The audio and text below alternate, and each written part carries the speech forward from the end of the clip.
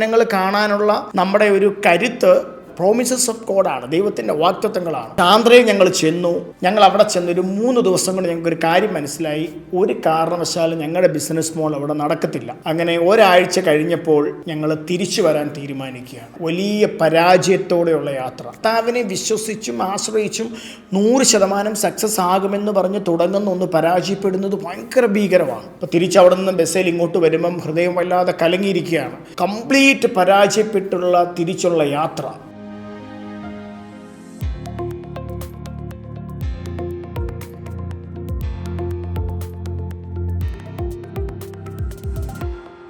അപ്പോൾ നമ്മൾ കഴിഞ്ഞ എപ്പിസോഡിൽ കണ്ടു, ആന്ധ്രയ്ക്ക് നമ്മൾ പോവുകയാണ് വലിയ പ്രതീക്ഷകളോടെ.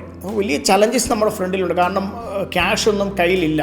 അപ്പോൾ ആ കാലത്തിൽ വലിയ ഫെയ്ത്ത് ഉണ്ടെങ്കിലും ഈ ഫിനാൻസ് ഫെയ്ത്തിൽ നേടാനൊന്നും അറിയത്തില്ല. എന്ന് പറഞ്ഞാൽ നമുക്കൊരു സാമ്പത്തിക ആവശ്യം മുമ്പിൽ വരുമ്പോൾ നമ്മൾ മറ്റുള്ളവരുടെ മുമ്പിൽ കൈ നീട്ടാതെ കർത്താവിനെ ആശ്രയിച്ച് ആ പൈസ വരുന്ന ഒരു ഫിനാൻഷ്യൽ ഡിസിപ്ലിൻ അല്ലെങ്കിൽ ഫിനാൻസ് സംബന്ധിച്ചുള്ള വലിയൊരു ഫെയ്ത്ത് ഒന്നുമില്ല. അപ്പോൾ നമ്മൾ മുഴുവൻ കടമേടിയിലാണ്. പക്ഷെ നമുക്കൊരു ഉറപ്പുണ്ട് കർത്താവ് ബ്ലെസ് ചെയ്യും. അപ്പോൾ തന്നെ നമ്മുടെ റിലേറ്റീവ്സിൻ്റെ കയ്യിൽ നിന്നും സുഹൃത്തുക്കളുടെ കയ്യിൽ നിന്നും ഒക്കെ നമ്മൾ ക്യാഷ് കടം മേടിക്കുകയാണ്. അതും 2000-3000 രൂപയൊക്കെ ഉള്ളൂ. അപ്പോൾ ഇതൊക്കെ മേടിച്ച് നമ്മൾ ഇങ്ങനെ ആന്ധ്രയ്ക്ക് പോവുകയാണ്. അപ്പോൾ നമ്മളിതുവരെ ബിസിനസ്സിൽ ഇറങ്ങിയിട്ടില്ല, ബിസിനസ് ചെയ്തിട്ടില്ല. അപ്പോൾ എൻ്റെ വിദ്യാഭ്യാസത്തിൽ കർത്താവ് വലിയ അത്ഭുതം ചെയ്തിട്ടുണ്ട്. ഞാൻ VHSCയിൽ +1 പഠിക്കുന്ന സമയത്ത് പഠിത്തം കംപ്ലീറ്റ് നിർത്തി, ഇതെനിക്ക് പറ്റത്തില്ലെന്ന് പറഞ്ഞ് തിരിച്ചു വന്ന് പിന്നീട് കർത്താവിൻ്റെ വലിയ കൃപ കൊണ്ടാണ് എനിക്ക് ഡിഗ്രിയും പോസ്റ്റ് ഗ്രാജുവേഷനും BEdും MPhilലും ഒക്കെ ഇംഗ്ലീഷ് ലിറ്ററേച്ചറിൽ കിട്ടിയത്. അപ്പോൾ ഞാൻ ഈ മൂന്നാർ കാറ്ററിംഗ് കോളേജിൽ വാസ്തവത്തിൽ പഠിപ്പിക്കുന്ന ഇംഗ്ലീഷ് ഡിപ്പാർട്ട്മെൻറ്റിലാണ്, അല്ലെങ്കിൽ ഇംഗ്ലീഷ് അധ്യാപകനായിട്ടാണ് അവിടെ പഠിപ്പിക്കുന്നത്. പലരും ഓർത്ത് ഞാൻ കാറ്ററിംഗാണ് പഠിപ്പിക്കുന്നതെന്നാണ്. അല്ല.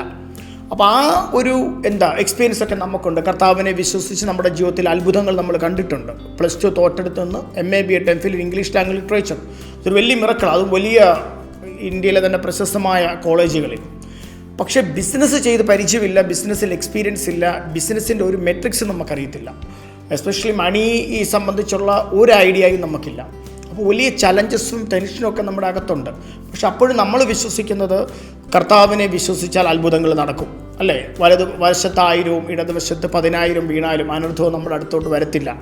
അല്ലെങ്കിൽ 5 അപ്പം കൊണ്ട് 5000 പേരെ പോഷിപ്പിച്ച പോലെ, അല്ലെങ്കിൽ പച്ചവെള്ളം വീഞ്ഞാക്കിയ പോലെ വലിയ അത്ഭുതം നമ്മൾ ചെല്ലുന്ന ആന്ധ്രയിൽ നമ്മൾ കാണും. നമ്മൾ വലിയ രീതിയിലുള്ള ബിസിനസ്സുകൾ ഉണ്ടാകും എന്ന അചഞ്ചലമായ വിശ്വാസത്തിലാണ് അങ്ങോട്ട് പോകുന്നത്. ഈ ബസ്സിന് പൊടിയൊക്കെ അടിച്ച് പോകുമ്പോഴും നമ്മുടെ ഹൃദയത്തിൽ വലിയ സ്വപ്നങ്ങളാണ്. അപ്പോൾ അതിന് ആ സ്വപ്നങ്ങൾ കാണാനുള്ള നമ്മുടെ ഒരു കരുത്ത് നമ്മുടെ ബാക്ക്ഗ്രൗണ്ടോ നമ്മുടെ പോക്കറ്റിലുള്ള ക്യാഷോ നമ്മുടെ ബിസിനസ്സിലുള്ള എക്സ്പീരിയൻസ് ഒന്നുമല്ല, പ്രോമിസസ് ഓഫ് ഗോഡാണ്, ദൈവത്തിൻ്റെ വാഗ്ദത്തങ്ങളാണ്. നീ വാലല്ല തലയായിത്തീരും, നിൻ്റെ ദേശത്ത് നീ അനുഗ്രഹിക്കപ്പെടും, നിൻ്റെ മാവ് ഒഴിക്കുന്ന തൊട്ടി അനുഗ്രഹിക്കപ്പെടും, തക്ക സമയത്ത് ആകാശത്തിൻ്റെ കിളിവാതിലുകളെ തുറന്ന്, അല്ലേ, നീ ചെയ്യുന്ന വേലയെ ബ്ലെസ് ചെയ്യും, അങ്ങനെ you can lend to the nations. ഇങ്ങനെയുള്ള വാഗ്ദത്തങ്ങളും നമ്മൾ കേട്ടേക്കുന്ന പ്രോഫസീസൊക്കെയാണ് നമ്മുടെ ഒരു കോൺഫിഡൻസ്. അപ്പോൾ നമുക്കൊരു കാര്യം ഉറപ്പാണ്, ആന്ധ്രയിൽ ചെന്നാൽ we will create A history. കാരണം ഇത്ര വിശ്വാസത്തിലാണ് പോകുന്നത്. പക്ഷെ ആന്ധ്രയിൽ ഞങ്ങൾ ചെന്നു, സ്കൂളുകളിൽ കയറാൻ തുടങ്ങി. അവിടെ സ്കൂളുകളിൽ കേരളത്തിൽ നിന്നും ഇംഗ്ലീഷ് പഠിപ്പിക്കാനുള്ള ടീച്ചേഴ്സിനെ സപ്ലൈ ചെയ്യുകയും കുട്ടികളുടെ കയ്യിൽ നിന്ന് ഒരു പർട്ടിക്കുലർ കമ്മീഷൻ മേടിക്കുകയും ചെയ്യുന്ന ഒരു ബിസിനസ് മോഡലാണ് ഞങ്ങൾ അവിടെ ചെന്ന് ഒരു 3 ദിവസം കൊണ്ട് ഞങ്ങൾക്കൊരു കാര്യം മനസ്സിലായി, ഒരു കാരണവശാലും ഞങ്ങളുടെ ബിസിനസ് മോഡൽ അവിടെ നടക്കത്തില്ല. കാരണം അതൊരു കാലാഹരണപ്പെട്ട ബിസിനസ് ഐഡിയയാണ്.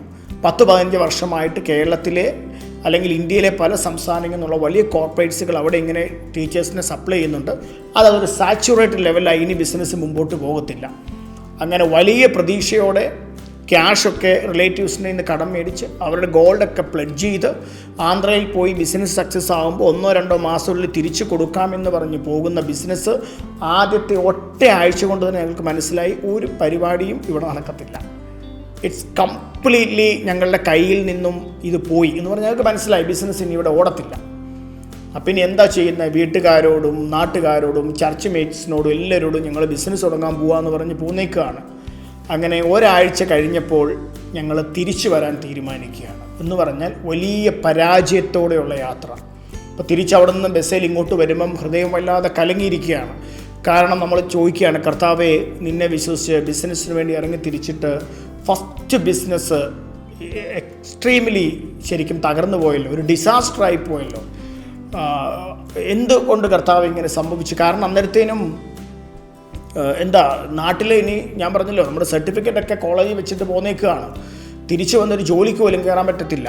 അക്കാഡമിക്സ് ഇയർ കംപ്ലീറ്റ്ലി ഏകദേശം തുടങ്ങി. ഇനി കൂടെയുള്ള ബ്രദറിനോ അല്ലെങ്കിൽ കൂടെയുള്ള സുഹൃത്തിനോ ഒന്നും ഇനി തിരിച്ചൊരു കോളേജിൽ കയറാൻ പറ്റത്തില്ല.